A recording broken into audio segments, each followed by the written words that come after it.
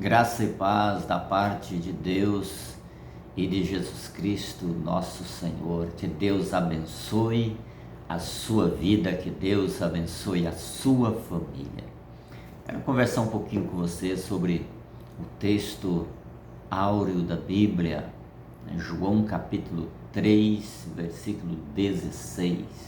Porque Deus amou o mundo de tal maneira que deu seu Filho unigênito, para que todo aquele que nele crê não pereça, mas tenha a vida eterna. Primeiro, a origem, né? Deus é a origem do amor, Ele é o amor, Ele é o dono, criador de todas as coisas. Segundo, o objeto desse amor, você, o homem pecador. Deus amou o mundo de tal maneira, de uma maneira que nós não temos palavras para descrever, a maneira que Deus amou. Deus amou tanto que decidiu entregar o seu Filho para morrer no meu, no seu lugar, para estender os seus braços na cruz do Calvário, para nos resgatar, para nos reconciliar com Ele. Então Ele amou o mundo de uma maneira especial. O maior presente, né? Ele doou o seu Filho para morrer no nosso lugar, a morte expiatória de Cristo, para nos redimir, nos perdoar dos nossos pecados, para todo aquele que nele crê, estendeu a salvação. Alguém disse que Jesus morrendo de braços abertos naquela cruz é como se ele abraçasse toda a humanidade, impedindo que esses caminhassem para o inferno, convidando todo homem até ele, como ele fez em Mateus capítulo 11, versículo 28, vinde a mim todos os que estáis cansados e sobrecarregados, e eu vos aliviarei. A universalidade do Evangelho, da salvação em Cristo Jesus, estendido a toda a humanidade, todo aquele que crê na pessoa de Cristo Jesus. Então ele estendeu essa salvação, para quê? Para que o homem não pereça, para que o homem não viesse a perecer, porque há o perigo do homem perecer, porque o homem está caminhando na direção da perdição eterna, mas Cristo veio e se colocou no caminho desse homem e convidou esse homem até ele.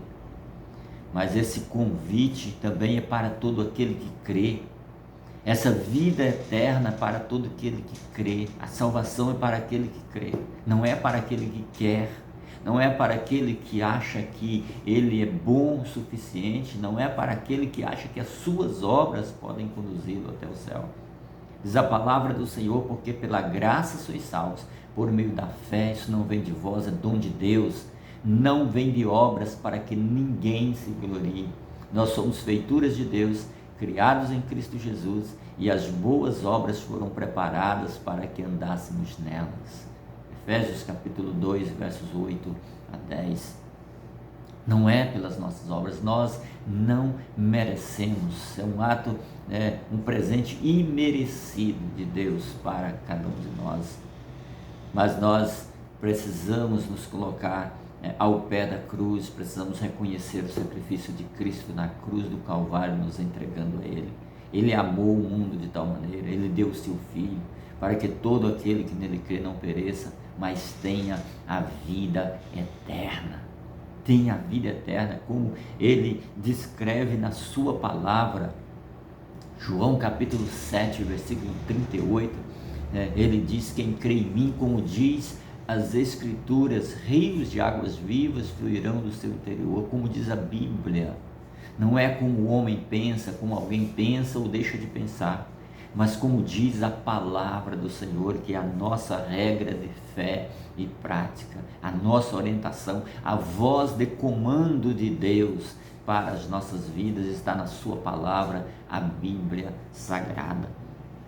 Agora é interessante que quase todas as pessoas, quase 100% das pessoas conhecem de cor o versículo 3, o versículo 16 do capítulo 3 do Evangelho de João. Mas esse texto não para apenas desse versículo. Deus amou o mundo de tal maneira, deu seu Filho unigênito, para que todo aquele que nele crê não pereça, mas tenha a vida eterna. Verso 17, Deus enviou seu Filho ao mundo, não para que condenasse o mundo, mas para que o mundo fosse salvo por ele. Para que o mundo fosse salvo por ele. Verso 18, quem nele crê não é julgado, mas quem não crê já está julgado. Já está julgado, porquanto não crê no nome do unigênito Filho de Deus.